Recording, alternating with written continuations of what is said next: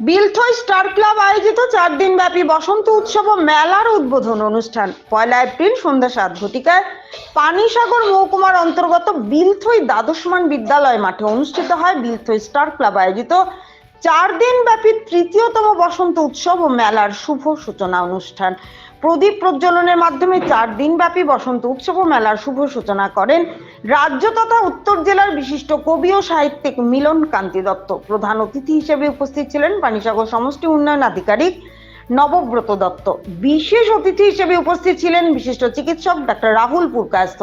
সম্মানিত অতিথি হিসেবে উপস্থিত ছিলেন নবরূপ ক্লাবের সম্পাদক দয়াময় দত্ত, ইন্ডিগো ক্লাবের সম্পাদক বিক্রম নাথ, ব্রাদার্স ক্লাবের সম্পাদক রানু দাস, স্টার ক্লাবের সভাপতি ইঞ্জিনিয়ার সুধাংশু সরকার সহ অন্যান্য বিশিষ্ট জনেরা। উদ্বোধনী অনুষ্ঠানে উদ্বোধনী সঙ্গীত পরিবেশন করেন শ্রুতিনন্দন সাংস্কৃতিক সংস্থার শিল্পীবৃন্দরা।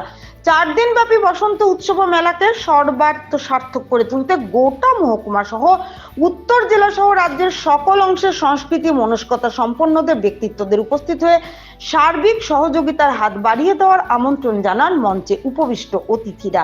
4 দিন ব্যাপী মিলন মেলাকে প্রাণবন্ত করে তুলতে মেলা প্রাঙ্গণে অনুষ্ঠিত হয় রাজ্য বহিরাজ্য থেকে আগত বিভিন্ন দোকানীদের রকমারি পসরার সম্ভার। প্রতিদিন সাংস্কৃতিক মঞ্চে অনুষ্ঠিত হবে বিভিন্ন ধরনের সাংস্কৃতিক পরিবেশনা। পাশাপাশি রয়েছে প্রতিদিন সাংস্কৃতিক মঞ্চে অনুষ্ঠিত সাংস্কৃতিক পরিবেশনার উপর প্রতিযোগিতার নিরিখে সেরার সেরা সম্মাননা প্রদর্শন। উদ্বোধনী পর্বের পরবর্তীতে অনুষ্ঠান মঞ্চে অনুষ্ঠিত হয় মন মাতানো সাংস্কৃতিক পরিবেশনা। পরিশেষে সভাপতির আলোচনার মাধ্যমে 4 দিন ব্যাপী মিলন মেলার উদ্বোধনী পর্বের সমাপ্তি করা হয়। আসাম প্রাইম নেটওয়ার্কের প্রতিনিধি অম্লান দাসের রিপোর্ট।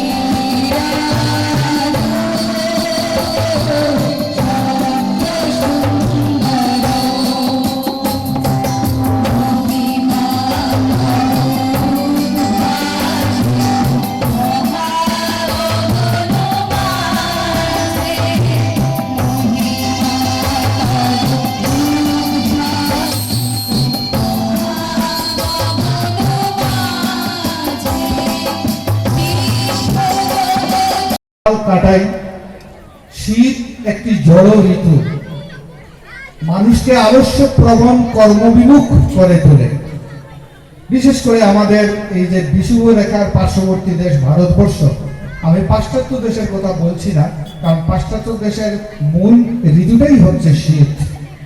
তারা আলস্যতায় ভুগে না, কর্মহীনতায় ভুগে না, কিন্তু আমাদের ভারতবর্ষের শীতে আমরা খানিকটা জড়ো হয়ে যাই, কর্মবিমুখ হয়ে যায়।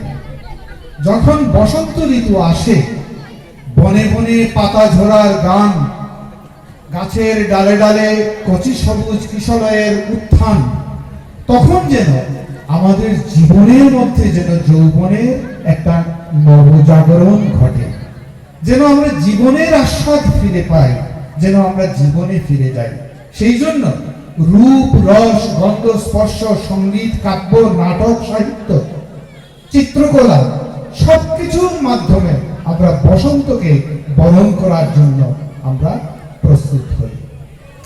বসন্ত হচ্ছে লাল শিমুল, পলাশ, আবিরের ঋতু, ভালোবাসার ঋতু, নিজের মনের রঙে অন্যকে রাঙিয়ে তোলার ঋতু। এবং সবচেয়ে বড় কথা যে এই রং খেলা বা এই বসন্ত উৎসব বা এই হোলি খেলা, এটি একটি অসাম্প্রদায়িক দিক আছে তার। এর মানে আমার স্পিরিচুয়ালিজম নিয়ে খুব নাড়াঘাটা করতে হবে, সাম্প্রদায়িক কিছু রিলিজন নিয়ে নাড়াঘাটা করতে হবে এমন নয়।